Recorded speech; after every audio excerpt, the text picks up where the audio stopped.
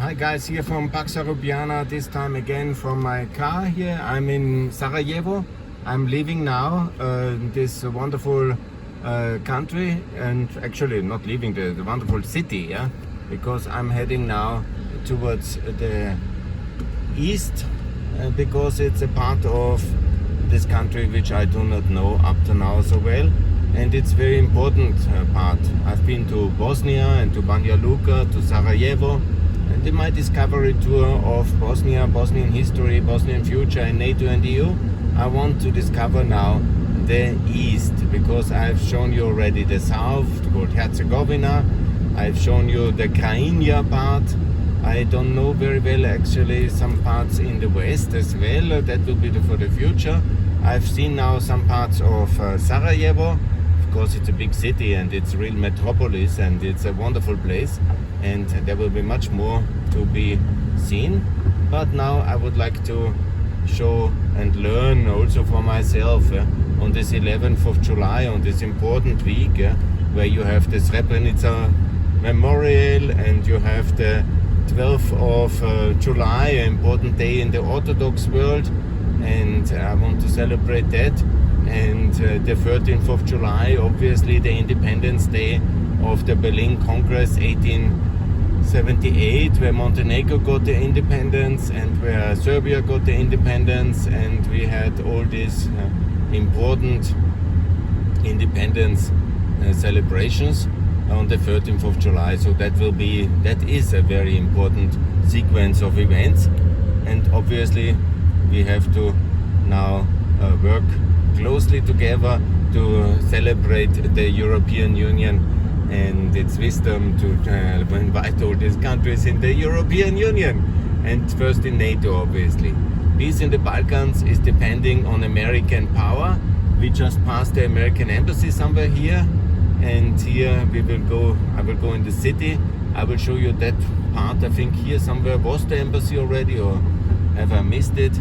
I'm now going, that's the center, transit, Pale, Gorašte.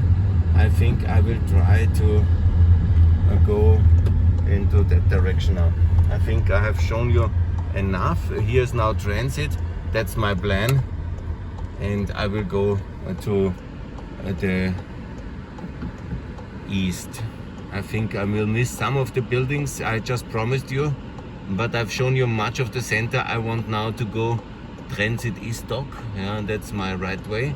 So basically the idea is to learn more about the East. Why it's so important, the East, I will explain you during my trip here today. But the East was basically the area where it's close to Serbia. And the logic is, because they wanted to annex a part of Bosnia, they needed the East. The East was very important for them. I talk about the Serbian nationalists and Mladic and Karadzic and Milosevic. The East was decisive because the East was the decisive link towards their own country. So the whole logic, military logic of geographic expansion was to have the east of Bosnia Muslim free. And that's the reason also why they had these sieges. They had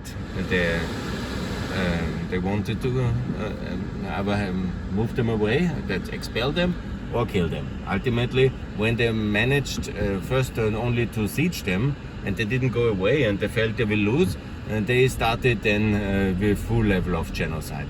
But it started already in '92 with horrendous crimes, concentration camps, and all these terror things, yeah, which they were ready to do. Already in the first 3 months, the major escalation was there.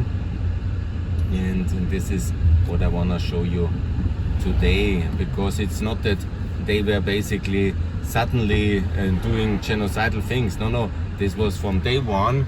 They were ready for that, and they were committing crimes in horrendous amounts, because that was the whole reason.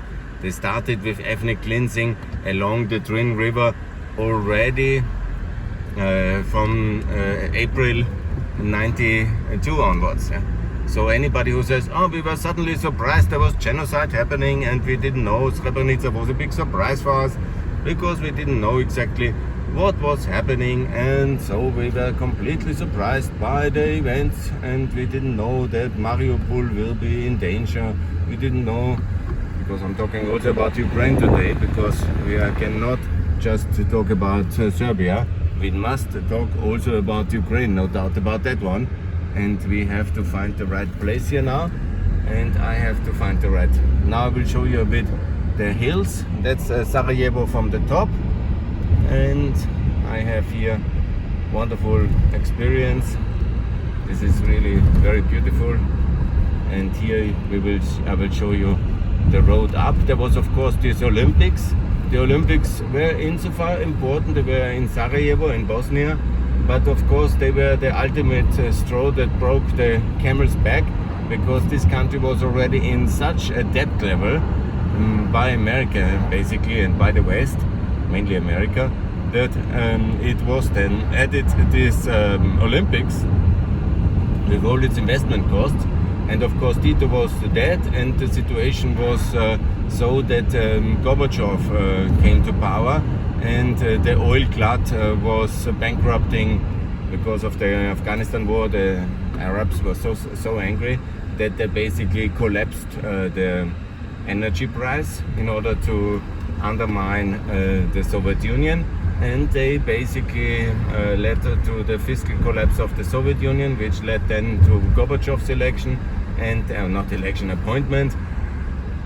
And then obviously the case for further subsidizing Yugoslavia to the maximum from the American and Western side was collapsing as well. And this led ultimately to the conclusion of some in the Serb leadership that the future is further extremism, and he needed to build Milosevic, I'm talking, he needed to build a new case for power, and that was the extreme nationalism he used then to add to the next level of escalation. I'm now going east and trying to find out more and show you many of the important sites as I can see them.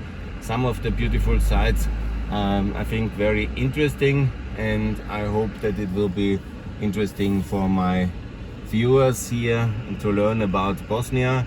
That's the road to Pale, where I'm heading to. Pale is of course, in some sense, it was for some period the capital of this Serb entity. I'm actually very much doubting to call it Bundesland. It's the construction of Dayton to give them security, but they abuse the powers vested by America in them today to block NATO accession, and that's completely outrageous thing to do, and they know it, and they have overstretched our patience, at least mine, and I'm certainly not going to tolerate this, and I will certainly protest against it, even when it's beyond my powers to change everything. I will definitely not let it stand. I will protest, and I will say that this is wrong.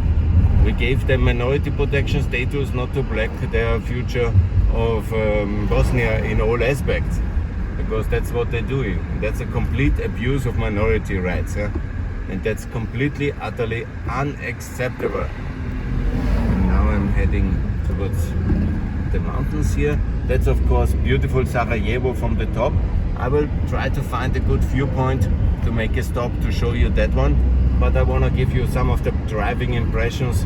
I couldn't give you so much in the bus, but it's also, I think, interesting to see some of the, wow, that's really nice churches, and the city is very good. Here you see Srebrenica, it's all over here, obviously.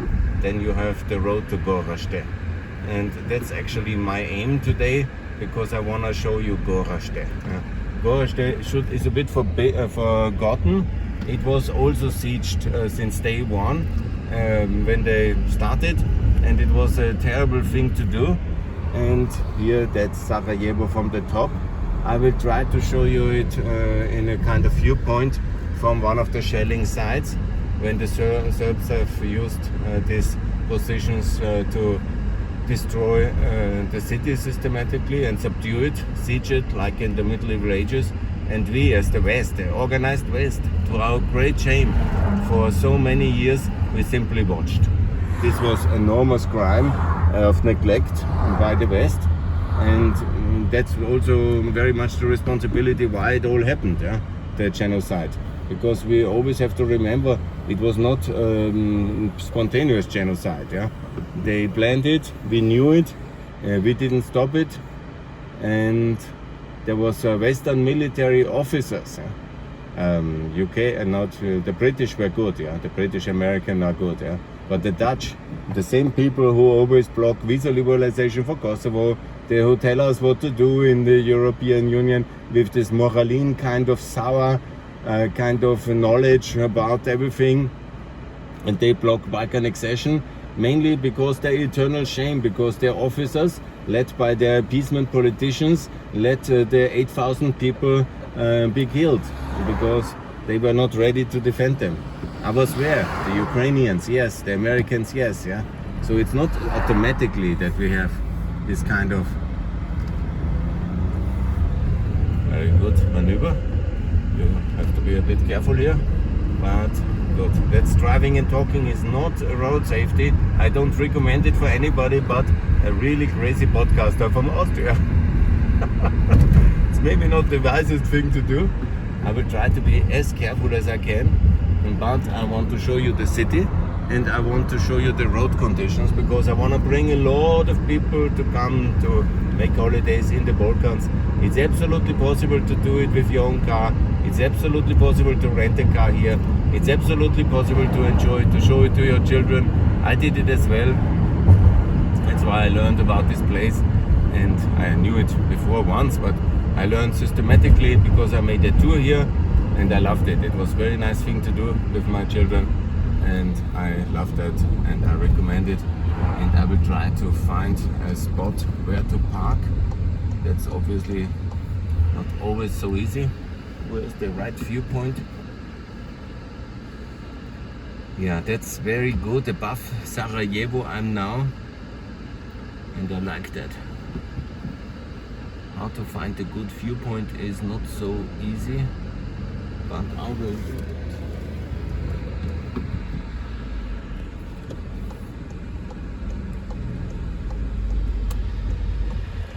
Good. Thanks a lot. More to come from Sarajevo. I have now to make a small